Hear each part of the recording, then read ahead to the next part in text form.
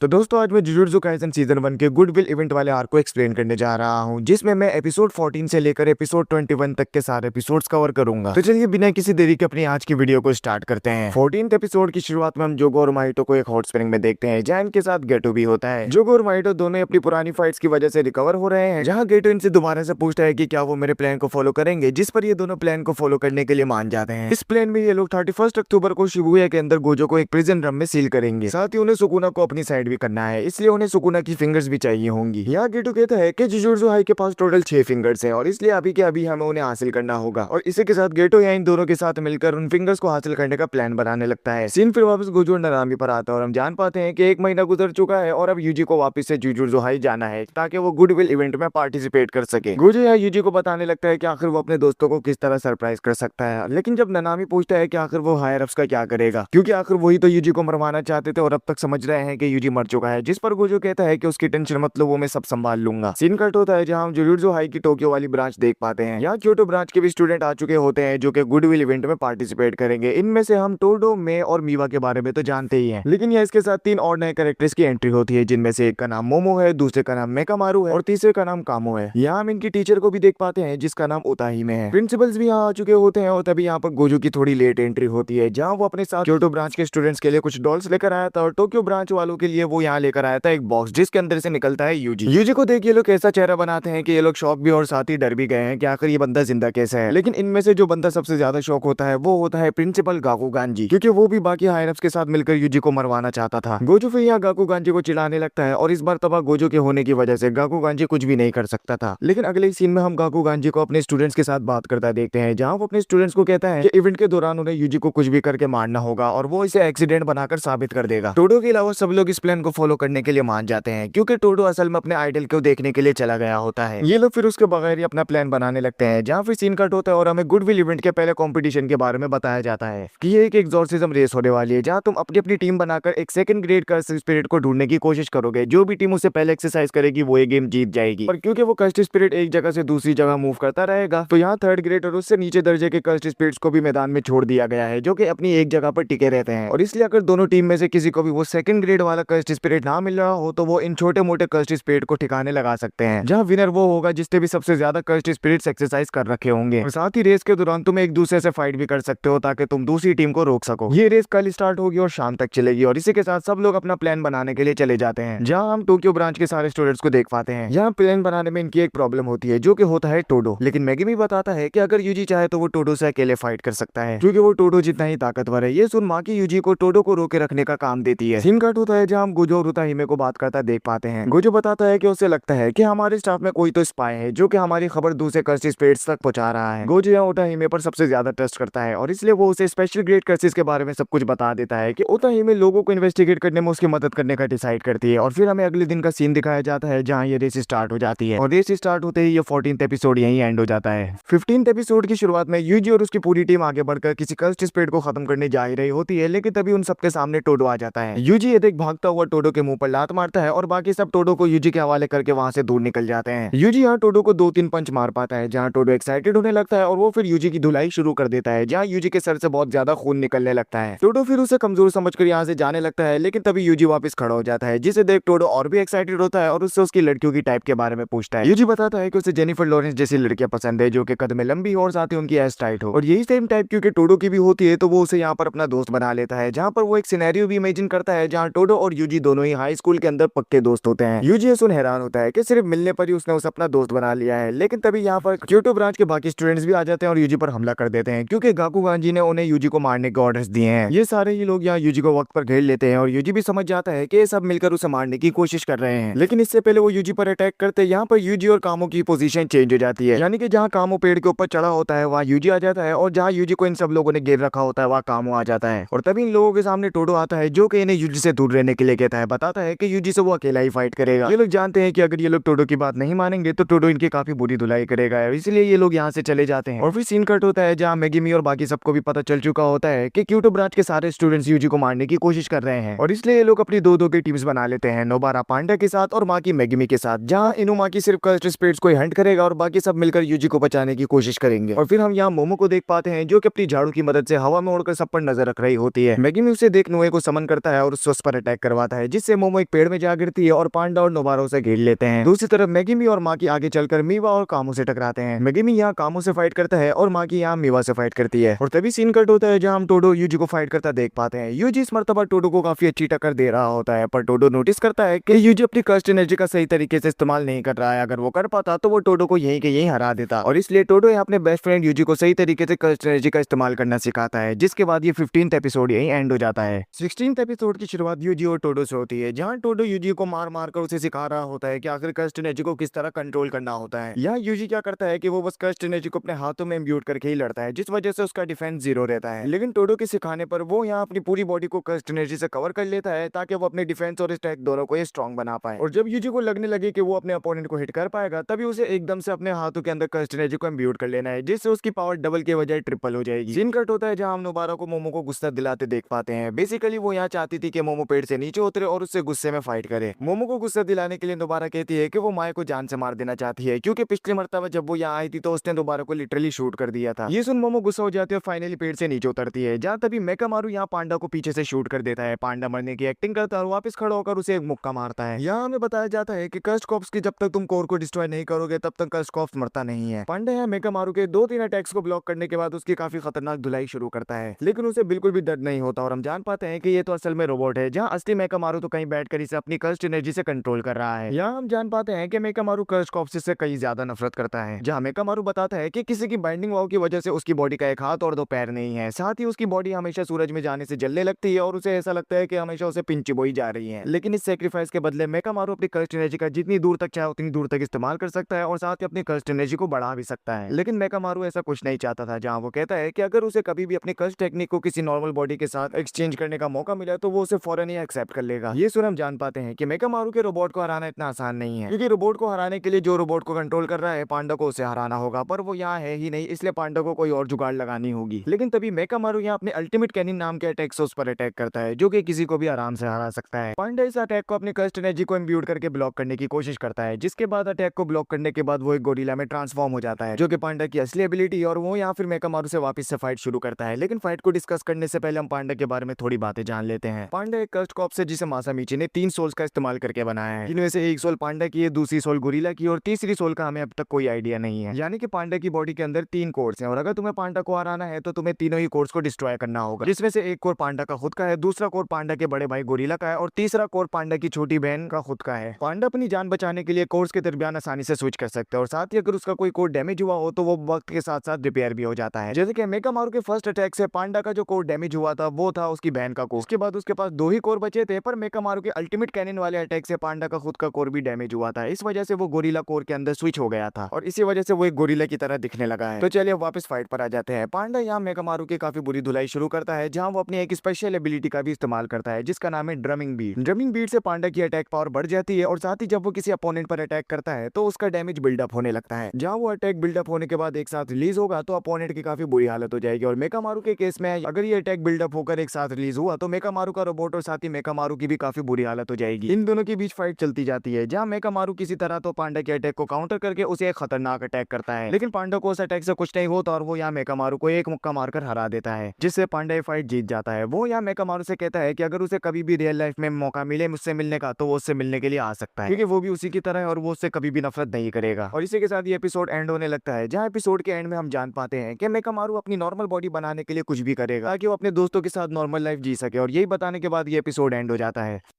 17th episode की शुरुआत माकी और मीवा की फाइट से होती है, जहां मीवा की काफी जबरदस्त धुलाई चल रही होती है और हमें मीवा के बारे में बताया जाता है कि वो एक तलवार इस्तेमाल करने वाली सॉर्सरर है। वो अपनी तलवार के अंदर कर्स्ट एनर्जी को इम्ब्यूट करके उसे जैसे चाहे वैसे कंट्रोल कर सकती है, और साथ ही उसके पास सिर्फ एक ही एबिलिटी है जिसका नाम है सिंपल डोमेन। ये बाकी डोमेन्स की तरह लोगों को अंदर नहीं फंसाती, बल्कि उसके पास एक रेडियस क्रिएट कर देती है। जो भी इस रेडियस के अंदर आता है उसकी बॉडी उसे ऑटोमेटिकली स्ट्राइक करती है, यानी कि अटैक करती है। 3 सिनेरियोस हो सकते हैं, जैसे कि कोई तुम्हें अटैक करने के लिए अंदर आया हो तो तुम्हारी सिंपल डोमेन से वो अटैक ऑटोमेटिकली काउंटर काउंटर हो जाएगा। लेकिन अगर वो डोमेन के अंदर आकर उस अटैक को ब्लॉक करने की कोशिश करेगा तो वो नहीं कर पाएगा। और साथ ही तीसरा सिनेरियो कि अगर कोई डोमेन के अंदर आकर तुरंत ही उससे बाहर निकल जाए तो वो उसके अटैक से बच जाएगा। यानी कि इस सिंपल डोमेन का इस्तेमाल करके वो हर एक बंदे के अटैक को काउंटर कर सकती है और साथ ही उनके डोमेन के अंदर आने से बच भी सकती है। लेकिन माँ की उसके डोमेन के अंदर इंटर ही नहीं करती, वो उसे दूर से ही अटैक करती है और जब करीब पहुंचने का मौका आता है तो वो मीवा को अटैक करने का मौका ही नहीं देती। और इसी वजह से मीवा काफी ज्यादा टेंशन में होती है क्योंकि माई ने उसे माकी के बारे में बताया था कि वो काफी ज्यादा कमजोर है और वो एक 4th ग्रेड सॉर्सरर है। लेकिन देखने से ऐसा लगता है कि वो एक ग्रेड 1 सॉर्सरर है और मीवा उसे कभी भी नहीं हरा पाएगी। और फिर सीन कट होता है जहां मोमो और नोबारा को फाइट करता देख पाते हैं क्योंकि नोबारा ने मोमो के सामने माई की काफी ज्यादा बेइज्जती करी थी तो वो उसे माई की सच्चाई बताने लगती है। मैं थोड़ा सिंपल वे में एक्सप्लेन कर देता हूँ कि जुजुत्सु की दुनिया में बहुत सारे क्लैंस एग्जिस्ट करते हैं जिनमें से सबसे ताकतवर 3 क्लैंस हैं क्योंकि ये क्लैन काफी वक्त से जुजुत्सु के लॉ को कंट्रोल करते हुए आए हैं और साथ ही इनके क्लैंस में ही सबसे ताकतवर सॉर्सरर्स आज तक पैदा हुए हैं। लेकिन इन क्लैंस में आपस में फाइट हमेशा चलती रहती है और इन क्लैंस में जो सबसे पहला नाम आता है वो है गोजो क्लैन, जिससे हमारा गोजो बिलोंग करता है, जिसके पास इस क्लैन की 2 सबसे ताकतवर एबिलिटीज हैं, लिमिटलेस और साथ ही 6 आई। और फिर आता है जेन क्लैन जहाँ के सॉर्सरर्स बहुत ज्यादा स्ट्रॉन्ग होते हैं और ज्यादातर सॉर्सरर्स वहाँ के हैंड टू हैंड कॉम्बैट पर ही फोकस करते हैं और उनकी कर्स टेक्निक्स भी कुछ इस तरह होती है। माकी और माई इसी क्लैन से बिलोंग करते हैं और क्योंकि वो लड़कियां हैं और ना ही उनके पास कोई कर्स टेक्निक है, इस वजह से इन लोगों को अपने क्लैन में काफी जिल्लत का सामना करना पड़ता है। और क्योंकि माकी बिल्कुल भी कर्स एनर्जी को सेंस नहीं कर सकती, इसलिए भले वो कितनी भी स्ट्रॉन्ग हो, क्लैन के लोग उसे हमेशा 4th ग्रेड ही सॉर्सरर बुलाएंगे। यानी कि जो लोग उससे फाइट नहीं किए हैं वो उसे कमजोरी समझते हैं, जिनमें से एक मीवा भी थी, पर वो अब उससे फाइट करके अंदाजा लगा चुकी है कि माकी उससे कहीं ज्यादा स्ट्रॉन्ग है। और फिर सीन कट होता है जहां हम सारे टीचर्स को बैठा देख पाते हैं। यहाँ हमें पता चलता है कि पांडा और इनुमाकी ने एक कर्स स्पिरिट्स को खत्म किया है, यानी कि यूजी की टीम ने 2 कर्स स्पिरिट्स को खत्म कर दिया है और वो अभी इस कॉम्पिटिशन को जीत रहे हैं। यहाँ एक नए कैरेक्टर का भी इंट्रोडक्शन होता है जिसका नाम मेमे है। मेमे के पास पावर है कि वो क्रोस को कंट्रोल कर सकती है, जहाँ जो भी क्रो देखता है वो उसे भी नजर आने लगता है और इन कौवों का इस्तेमाल करके वो इन्फॉर्मेशन गैदर कर सकते हैं और साथ ही लोगों पर नजर भी रखती है। और इस वक्त वो इन कौवों का इस्तेमाल करके सारे सॉर्सरर्स पर नजर रखी हुई थी। मेमे उन लोगों की तरह है जो कि पैसों के लिए कुछ भी करेंगे, अब चाहे वो अच्छा हो या बुरा। बाकुगान ने यहाँ से इतने पैसे दे रखे थे कि वो यूजी के बारे में कोई भी इन्फॉर्मेशन गोजो को देने से मना कर देती है। यानी कि यहाँ मौजूद लोगों में से गाकुगान, गोजो और मेमे के अलावा किसी को भी नहीं पता है कि बाकी सारे लोग यूजी को मारने की कोशिश कर रहे हैं। पर गोजो यहाँ बिल्कुल भी टेंशन में नहीं, क्योंकि वो जानता है कि यूजी अब इतना ताकतवर हो गया है कि वो उन सबको अकेला ही संभाल लेगा। सीन फिर वापस मोमो और नोबारा पर आता है, जहाँ हमें मोमो की कर्स टेक्निक के बारे में बताया जाता है कि वो किसी भी तरीके के टूल को कंट्रोल कर सकती है। वो इस बार अपने झाड़ू को कंट्रोल करके उसके ऊपर बैठकर उड़ रही होती है। वो यहाँ हर बार नोबारा पर दूर से ही अटैक करती है और नोबारा उसे एक बार भी हिट नहीं कर पाती। लेकिन नोबारा के हाथ किसी तरह तो उसकी झाड़ू का एक तिनका लग जाता है, जिसे वो वुडू डॉल के साथ बांधकर उस पर अपनी कर्स टेक्निक का इस्तेमाल करती है, जिससे उसकी झाड़ू काम करना बंद कर देती है और वो नीचे गिर जाती है, जहाँ नोबारा उस पर अटैक करना शुरू कर देती है। लेकिन तभी माया नोबारा को दूर से ही शूट कर देती है, जिससे नोबारा बेहोश हो जाती है। माया यहाँ मोमो को बताती है कि हमें उसकी जरूरत है, क्योंकि सिर्फ वही है जो कि दूसरे बंदों की लोकेशन के बारे में पता कर सकती है। मोमो फिर यहाँ से दूसरे लोगों को सपोर्ट करने के लिए निकल जाती है और जैसे ही मोमो निकलती है, यहाँ माई के सामने उसकी बड़ी बहन माकी आ जाती है। दोनों ही यहाँ पर फाइट करने लगते हैं, जहाँ माई माकी को शूट कर रही होती है, लेकिन माकी उसकी हर एक बुलेट से बच जाती है और जब उसकी रिवॉल्वर में 6 बुलेट्स खत्म हो जाती है तो माकी उस पर अटैक करने के लिए आगे बढ़ती है। ये देख माई अपनी टेक्निक का इस्तेमाल करके एक और बुलेट बनाकर उससे शूट करती है, लेकिन माकी उसे अपने हाथ से ही रोक देती है। यहाँ हमें इन दोनों के बारे में कुछ बातें बताई जाती हैं, जैसे कि ये दोनों जुड़वा हैं, जहाँ जुड़वा होने की वजह से इन दोनों की पावर्स आपस में डिवाइड हो रखी है। अक्सर लोगों को लगता था कि जुड़वा होने की वजह से इन दोनों के पास कोई टेक्निक है ही नहीं, लेकिन वक्त के साथ साथ माई को पता चला कि उसके पास एक टेक्निक है जिसका नाम है कंस्ट्रक्शन। इस एबिलिटी का इस्तेमाल करके माई यहाँ किसी भी तरीके का टूल बना सकती है। ये टेक्निक बाकी टेक्निक्स की तरह नहीं है, क्योंकि इस टेक्निक से बनाए जाने वाले हर एक टूल रियलिटी में एग्जिस्ट करते हैं। यानी कि अगर माई मर भी जाएगी, जो भी टूल्स उसने बनाए होंगे वो हमेशा रियल लाइफ में एग्जिस्ट करते रहेंगे, लेकिन उसके पास टूल्स बनाने की कर्स्ट एनर्जी काफी ज्यादा कम है, जहाँ वो एक दिन में बस एक ही बुलेट बना पाती है। और क्योंकि उसने एक बुलेट बना ली और अब वो कुछ नहीं कर सकती, तो माँ की उसे आसानी से हरा देती है। और क्योंकि हम जानते हैं कि माई माँ की से काफी ज्यादा नफरत करती है, तो हमें उसका रीजन अब बताया जाता है कि क्योंकि माई के पास भी कोई टेक्निक है, तो इसका मतलब माँ के पास भी कोई ना कोई टेक्निक होनी चाहिए थी, लेकिन वो तो कर्स्ट एनर्जी को सेंस ही नहीं कर सकती। यानी कि हो सकता है कि जब वो पैदा हुई थी तो यूनिवर्स के साथ उसका एक बाइंडिंग वाव बना हो, जहाँ कर्स्ट एनर्जी को सैक्रिफाइस करके वो अपनी फिजिकल बॉडी को काफी ज्यादा स्ट्रॉन्ग बना ली है। इस एबिलिटी को हम हेवनली रिस्ट्रिक्शन कह सकते हैं, यानी कि माकी के पास हेवनली रिस्ट्रिक्शन नाम की एबिलिटी है, जो कि कर्स्ट एनर्जी के सैक्रिफाइस से उसे काफी ज्यादा स्ट्रॉन्ग बना देती है। और क्योंकि माकी और माई दोनों ही जुड़वा है और दोनों की कर्स्ट एनर्जी आपस में इक्वली डिवाइड हो रही है, तो माकी यहाँ सही से हेवनली रिस्ट्रिक्शन का इस्तेमाल नहीं कर सकती। लेकिन अगर माकी फ्यूचर में किसी तरह हेवनली रिस्ट्रिक्शन का पूरी तरीके से इस्तेमाल करना सीख जाती है, तो वो जेनिन क्लैन के हेड तक को खत्म कर सकती है। और ये बात माकी और जेनिन क्लैन का हेड दोनों जानते हैं। और अपनी हेवनली रिस्ट्रिक्शन एबिलिटी को अनलॉक करने के लिए वो यहाँ फिलहाल तो जेनिन क्लैन को छोड़ गई है, लेकिन वो वापस जरूर आएगी जब वो उसे अनलॉक कर लेगी, जहाँ वो जेनिन क्लैन के हेड को मारकर इस क्लैन की हेड बन जाएगी। और इसी वजह से माई माकी से नफरत करती है, क्योंकि माकी ने क्लैन छोड़ दिया, इस वजह से माई को उसकी जगह लेनी पड़ी। और हम जान पाते हैं कि माई कभी भी जुजुत्सु सॉर्सरर बनना ही नहीं चाहती थी, पर माकी के क्लैन छोड़ जाने की वजह से उसे सॉर्सरर बनना पड़ा। माकी इन सब के लिए उससे माफी मांगती है, बताती है कि अगर वो ऐसा नहीं करती तो वो अपने आप को भी कभी माफ नहीं कर पाती। और ये कहने के बाद वो यहाँ से चली जाती है और ये एपिसोड एंड हो जाता है।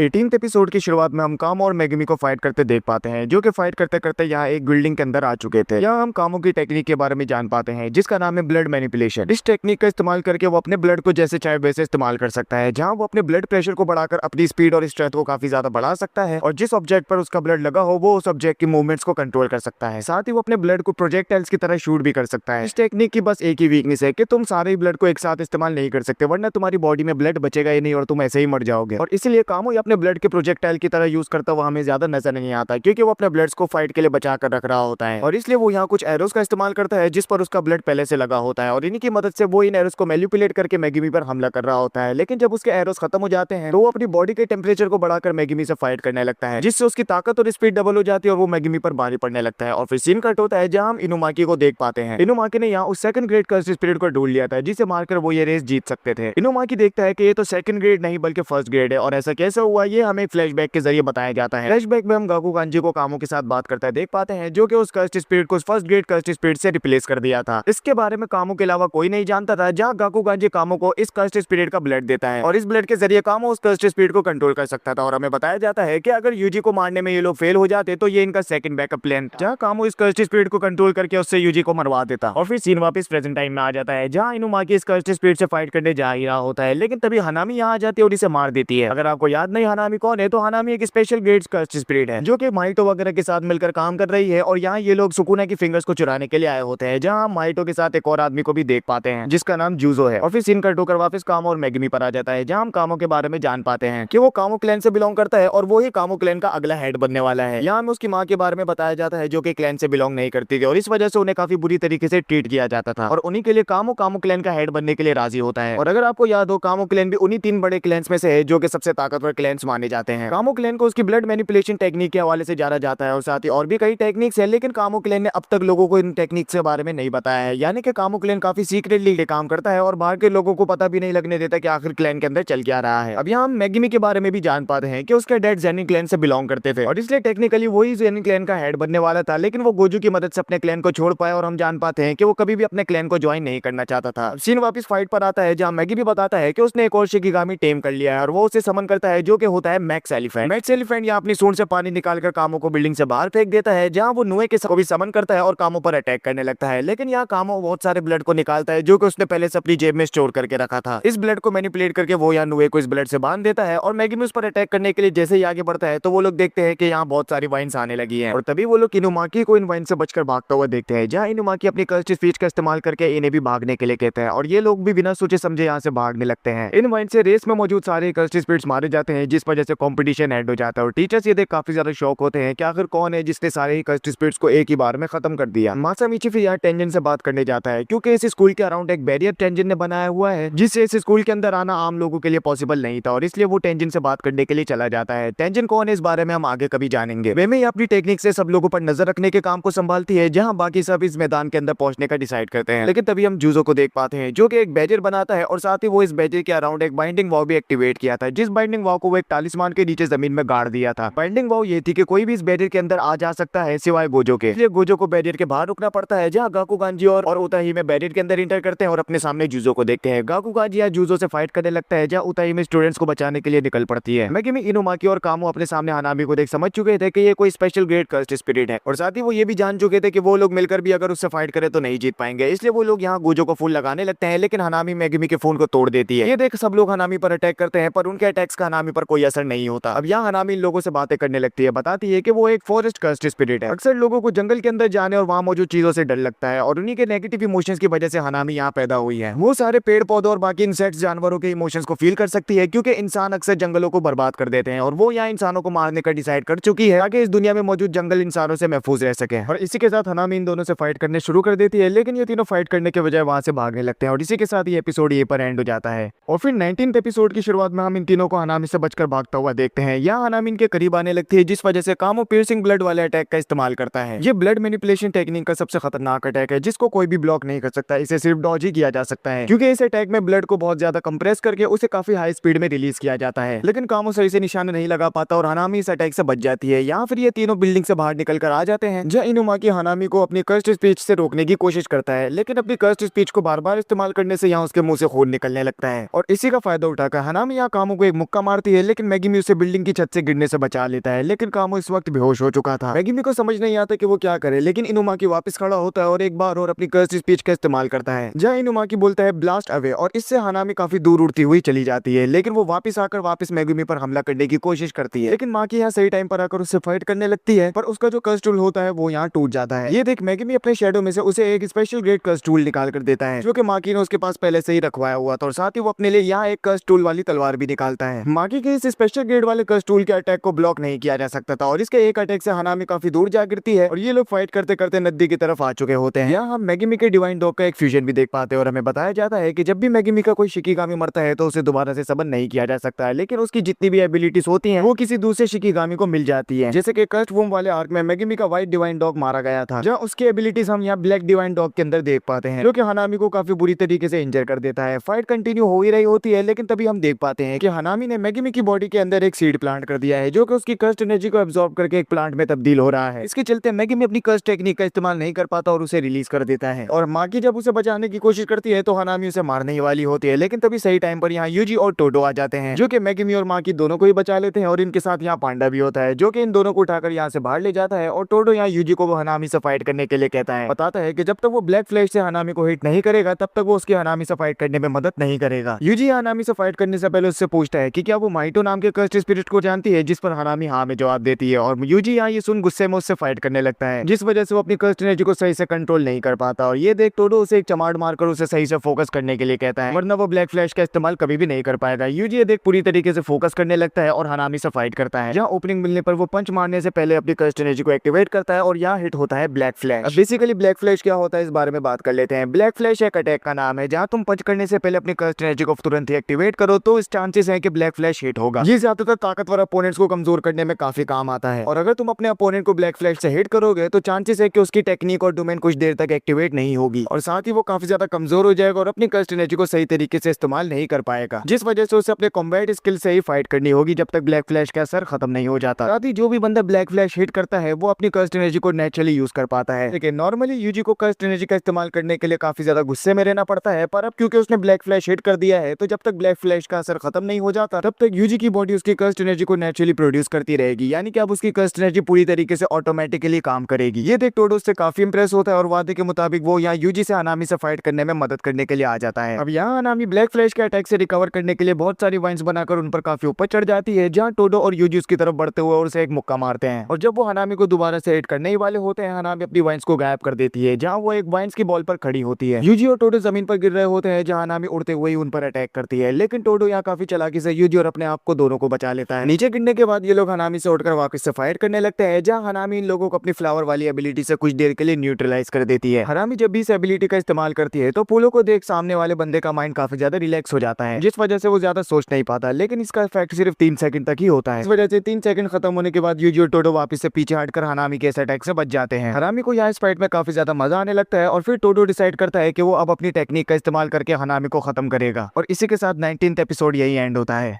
और फिर 20th एपिसोड की शुरुआत में हमें टोडो का पास्ट दिखाया जाता है, जहाँ पर वो एक बड़े से हाई स्कूल स्टूडेंट को पीट देता है, क्योंकि वो उसके सामने काफी ज्यादा अकड़ रहा था और टोडो को किसी के भी ऑर्डर्स को मानना पसंद नहीं है। और तभी यहाँ पर एक जुजुत्सु सॉर्सरी की एंट्री होती है, जिसका नाम यूकी होता है। यूकी यहाँ टोडो से काफी ज्यादा इंप्रेस होती है, और हम देख पाते हैं कि टोडो यहाँ यूकी के कर्स को देख पा रहा, जहाँ यूकी ने डिसाइड किया कि वो टोडो को भी अपनी तरह जुजुत्सु सॉर्सरर बनाएगी, और वो फिर उसे जुजुत्सु हाई में ले आती है, जिसके बाद से ही टोडो की लाइफ बोरिंग से काफी ज्यादा अमेजिंग बन जाती है। सीन फिर वापस प्रेजेंट टाइम में आ जाता है, जहाँ टोडो एनालाइज करने लगता है कि हानामी के पास कितनी एबिलिटीज है। हानामी के पास टोटल 5 एबिलिटीज हैं कि वो वाइन्स को कंट्रोल कर सकती है, उन वाइन से एक बॉल बना सकती है, लोगों की बॉडीज के अंदर सीड्स प्लांट कर सकती है, लावर वाले अटैक से लोगों के माइंड को रिलैक्स कर सकती है, और साथ ही एक और एबिलिटी भी है जो कि उसके हाथ पर एक लगा पौधा है। वो पौधा क्या करता है अभी तक उसका इस्तेमाल हम हानामी को करते हुए नहीं देख पाए हैं, लेकिन टोडो कहता है कि वो उसे अपनी फाइनल एबिलिटी का इस्तेमाल करने ही नहीं देगा, क्योंकि अब वो अपनी टेक्निक का इस्तेमाल करने जा रहा है, और साथ ही हानामी से फाइट करने में उसकी यहाँ उसका दोस्त मदद करने वाला है यूजी। टोडो यूजी से कहता है कि वो अपनी टेक्निक एक्टिवेट करने वाला है, पर उसकी टेक्निक क्या है वो एक्सप्लेन नहीं कर सकता, बस वो यूजी को इतना ही कहता है कि वो फाइट करता रहे और रुके ना। जिस उन दोनों ही हानामी पर अटैक करने के लिए आगे बढ़ते हैं, जहां हानामी टोडो को उठाकर उसे वाइन्स के आगे फेंक देती है, जिससे टोडो मर सकता था, लेकिन तभी टोडो ताली बचाता है और हानामी और टोडो की पोजीशन रिप्लेस हो जाती है। हानामी को यहाँ काफी ज्यादा डैमेज होता है, पर वो इंस्टेंटली हिल कर जाती है, और वो भी अब टोडो की टेक्निक समझ चुकी थी कि वो किसी की भी पोजीशन को किसी के भी साथ एक्सचेंज कर सकता है। बेसिकली हम इसे स्विचिंग कह सकते हैं, और इस टेक्निक का नाम है बूगी वूगी, जहाँ टोडो ताली बजाकर लोगों की पोजीशंस को स्वैप कर सकता है, और साथ ही वो ऐसा ऑब्जेक्ट्स के साथ भी कर सकता है जिनके अंदर कर्स्ड एनर्जी हो। और इसी के साथ वो यहाँ यूजी के साथ बार बार पोजीशन चेंज करके हनामी से फाइट करता है, जहाँ हनामी इनके अटैक को रिकॉग्नाइज ही नहीं कर पाती। कभी यूजी टोडो बन जाता है, टोडो यूजी बन जाता है, और कभी कभी उसकी टोडो और यूजी के साथ पोजीशन ही स्वैप हो जाती है। और जैसे यूजी को ओपनिंग मिलती है तो वो यहाँ हनामी पर 3 ब्लैक फ्लैशेस का अटैक मारता है, जो कि किसी आम सॉर्सरर के लिए पॉसिबल नहीं था। और हमें बताया जाता है कि सिर्फ ननामी ही है जो कि 4 मरतबा ब्लैक फ्लैशेस का इस्तेमाल कर पाया है, वो भी बिल्कुल ही लक के बेस पर। लेकिन यूजी को देख ऐसा लग रहा है कि वो सिर्फ सोचने पर ही ब्लैक फ्लैशेस का इस्तेमाल कर सकता है। और ये देख टोडो भी शॉक हो जाता है और समझ जाता है कि यूजी एक लेजेंडरी आदमी है जिसके पास काफी अच्छा टैलेंट है। और इसी के साथ फाइट चलती जाती है, जहाँ टोडो और यूजी हनामी पर भारी पड़ रहे होते हैं। लेकिन टोडो तभी नोटिस करता है कि हनामी यूजी के ब्लैक फ्लैशेस से रिकवर हो रही है, और इसलिए वो हनामी से फाइट करता हुआ उसे नदी के पास ले आता है, जहाँ मागी का स्पेशल ग्रेड का स्टूल पड़ा होता है। वो यूजी के स्टूल के साथ पोजीशन स्वैप कर देता है और उस स्टूल से हनामी पर अटैक करता है, जहाँ हनामी अब काफी ज्यादा डैमेज हो चुकी है और इनसे फाइट करने की हालत में नहीं होती। और तभी वो अपनी 5वीं एबिलिटी एक्टिवेट करती है, जहाँ वो अपने आसपास मौजूद पेड़ पौधों से उनकी लाइफ फोर्स को छीनकर उसे अपनी कर्स्ट एनर्जी में कन्वर्ट कर लेती है। लेकिन इससे वो अपने आप को हील नहीं कर सकती थी, और फिर वो इस कर्स्ट एनर्जी के इस्तेमाल से अपनी डोमेन एक्सपेंशन करने का डिसाइड करती है। और तभी हम यहाँ देख पाते हैं कि बैरियर हट चुका है और गोजो इस बैरियर के अंदर इंटर कर जाता है। सबसे पहले वो गाकुगांजी के पास पहुंचता है, जो कि जुजो से फाइट कर रहा होता है, जहाँ गोजो अपनी कर्स्ट एनर्जी से जुजो के हाथ और पैरों को पूरी तरीके से मोड़कर क्रश कर देता है। यहाँ गाकुगांजी उसे किसी तरह जिंदा रखने की कोशिश करता है, और फिर यहाँ गोजो हनामी को खत्म करने का डिसाइड करता है। और क्योंकि वो उनसे काफी ज्यादा दूर होता है, इसलिए वो यहाँ अपने हॉलो पर्पल वाली एबिलिटी का इस्तेमाल करता है। अब हॉलो पर्पल क्या होती है वो मैं आपको एपिसोड 1 में ही बता चुका हूँ। गोजो की इस एबिलिटी से एक बड़ा सा ब्लैक होल क्रिएट होता है, जो कि अपने रास्ते में आने वाली हर एक चीज को तबाह करता हुआ हनामी की तरफ बढ़ने लगता है। पर वो हनामी को खत्म कर पाया नहीं है, हमें नहीं बताया जाता। और फिर सीन कट होता है, जहाँ हम उताहिमे को बाकी स्टूडेंट्स की तरफ जाता हुआ देख पाते हैं। लेकिन तभी एक अनजान आदमी उसका रास्ता रोकता है, जिसका नाम हारूटा होता है। हारूटा भी माइट और उसकी पूरी टीम के साथ मिलकर काम कर रहा है, जहाँ उसका काम ताकतवर सॉर्सरर्स को किसी तरह बिजी रखने का होता है। यहाँ उसके पास एक अजीब सी स्वॉर्ड भी होती है, जिस पर एक हाथ होता है। एक तरीके से ये तलवार जिंदा है, और हमें बताया जाता है कि इस तलवार को जुजो ने बनाया है। यहाँ हमें जुजो के बारे में भी थोड़ी बातें पता चलती हैं कि जुजो एक कर्स यूजर है, जो कि लोगों की बॉडी से अजीब अजीब तरीके के टूल्स और बाकी सामान बनाता है। अब यहाँ हारूटा उताहिमे से फाइट करने जा ही रहा होता है, लेकिन तभी नोबारा और माई भी यहाँ आ जाते हैं। लेकिन तब भी हारूटा इन तीनों से एक साथ फाइट करने का सोच रहा होता है, पर तभी यहाँ पर बैरियर हट जाता है, जिस वजह से हारूटा यहाँ से भागने लगता है। उताहिमे और बाकी सब उनका पीछा नहीं करते, क्योंकि उनके लिए अभी सबसे जरूरी ये है कि वो बाकी लोगों की भी जाने बचाएं। और फिर सीन कट होता है, जहाँ हम माइटो को देख पाते हैं, जिसने सुकुना की 6 की 6 फिंगर्स चुरा ली हैं, और साथ ही उसके पास 3 कर्स्ड वूम्स भी हैं, जिन्हें वो लेकर गेटो के पास पहुंच जाता है। और फिर ये एपिसोड यहीं पर एंड हो जाता है।